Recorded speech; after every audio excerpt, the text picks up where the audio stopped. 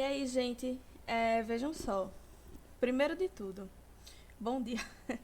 Não, primeiro de tudo, eu quero que vocês pausem o vídeo e anotem isso aí que eu deixei escrito, beleza? Porque, enfim, tá resumido. E aí, quando vocês assistirem a aula, né, vocês vão conseguir associar o que está escrito com o que eu vou explicar de uma maneira mais fácil, tá bom? Então, assim, eu tô pedindo, não tenho como conferir isso, infelizmente, mas eu tô pedindo para vocês anotarem isso no caderno de vocês, tá? Bom, agora que vocês anotaram, espero eu, vamos explicar, né? O que é que tá acontecendo aqui.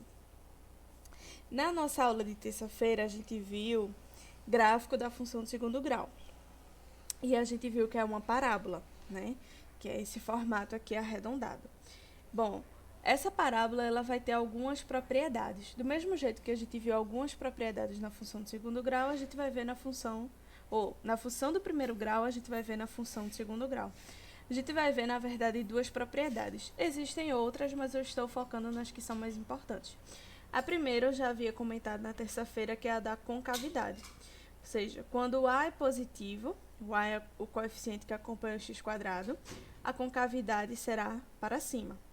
Quando A é negativo, a concavidade será para baixo. E aí eu fiz até esse esqueminha aqui para ajudar a lembrar. Ó. A positivo para cima, A negativo para baixo. Bom, e aí a gente viu que a parábola ela nunca vai fazer isso aqui, né? Ser de lado, é sempre para cima ou para baixo ou para cima, né? Tá. Bom, a outra propriedade que a gente vai ver hoje, no caso, é a propriedade relacionada ao eixo x. A parábola ela pode se relacionar de algumas formas com o eixo x. O eixo x é esse eixo aqui deitadinho, beleza? A gente vai estudar especificamente ele. Então, ela pode acontecer três casos. Ou a parábola toca o eixo x em dois pontos. Isso pode ser tanto para cima quanto para baixo. Se fosse para baixo aqui, ó, ela tocaria em dois pontos dessa maneira, ó, no eixo x, deitadinho. Tocou nesse ponto e nesse ponto. Ela pode tocar em um único ponto, o eixo x, que é aqui, ó. Mesma coisa se ela fosse para baixo, né? Vou fazer aqui do lado. Ela tocaria em um único lugar, não necessariamente aqui no meio, tá? Pode ser mais para cá, enfim, mas ela tocaria em um único ponto no eixo x. E ela pode não tocar de maneira nenhuma o eixo x, ó. Ela tá muito acima ou ela pode estar abaixo do eixo x, se ela for com concavidade para baixo.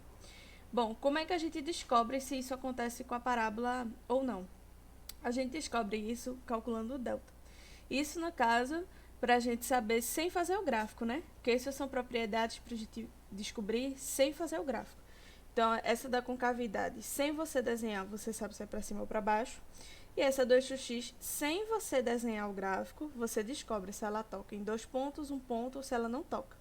E a gente vê isso analisando o delta da função, que aí é bem parecido com o que a gente estudou em equação de segundo grau. Quando o delta é positivo, a função vai tocar em dois pontos do eixo x. Quando o delta é zero, a função vai tocar em um ponto do eixo x. E quando o delta é negativo, a função não toca o eixo x. Bem parecido com o que a gente viu em equação de segundo grau, com delta e quantidade de raízes, né? Bom, vamos fazer um exemplo agora para vocês verem como é. Beleza. Vamos fazer dois exemplos aqui. Então, eu deixei duas funções e aí a gente vai analisar essas funções, beleza? Primeira coisa que a gente pode ver é se a concavidade é para cima ou para baixo. No primeiro exemplo, a concavidade é para cima, porque o A é 1, positivo.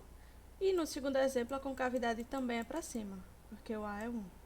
Então, a concavidade aqui, ó, vai ser para cima, certo? E aí, nos exercícios de vocês, provavelmente eu vou deixar separado, não sei, essas propriedades. E aí é só vocês se atentarem ao que a questão está pedindo, né? Bom, colocando os outros coeficientes aqui, b é menos 2, c é 1. E nesse aqui o caso é b é 0 e c é 7. Bom, a outra propriedade, como eu disse, está relacionada ao delta. Então, a gente calcula apenas o delta, não é a fórmula de Bhaskara inteira, tá? Apenas o delta. E a gente vê o que é que a gente pode inferir disso, né? O que é que a gente pode descobrir com esse valor do delta. Então, aqui no primeiro exemplo, delta vai ser b ao quadrado menos 2 ao quadrado menos 4 vezes a, que é 1, vezes c, que é 1. Então, aqui, ó, menos 2 ao quadrado, 4, menos 4 vezes 1 dá 4, né? 4 menos 4, 0. Logo, o delta é 0, então toca em um ponto do eixo x. Se desse um número maior que 0, ou seja, um número positivo, tocaria em 2 pontos. E se desse um número negativo, tocaria nenhum ponto, né? Ele não toca o eixo x. Então, o que a gente sabe disso aqui é: a parábola é para cima e toca em um ponto do eixo x. Parte da parábola eu não vou escrever não, porque, né, a letra, né, vocês já sabem. E a parábola é para cima. Tá, vamos fazer nesse outro aqui. A gente já tem os coeficientes, vamos calcular o delta. Delta vai ser b ao quadrado, 0 ao quadrado, né, menos 4 vezes a vezes c. 0 ao quadrado é 0. Eita, que saiu tudo errado aqui. 0 ao quadrado é 0. 4 vezes 1 vezes 7 é 28, né? Então, 0 menos 28 dá menos 28. Delta negativo, então, não toca o eixo x. E é só isso. A gente observando essas duas coisinhas, que é o a e o valor do delta, a gente já consegue descobrir muito sobre a função, né? Porque, ó, essa aqui toca em um ponto do eixo x. Então, o que é que vai acontecer? Quando a gente for desenhar o gráfico dela, que não é o nosso ponto aqui, o nosso objetivo é descobrir as coisas sem fazer o gráfico, tá? Mas quando a gente fosse desenhar, provavelmente seria algo do tipo: tocaria um ponto do eixo x com a cavidade para cima. Poderia estar mais para cá ou mais para lá a parábola, né?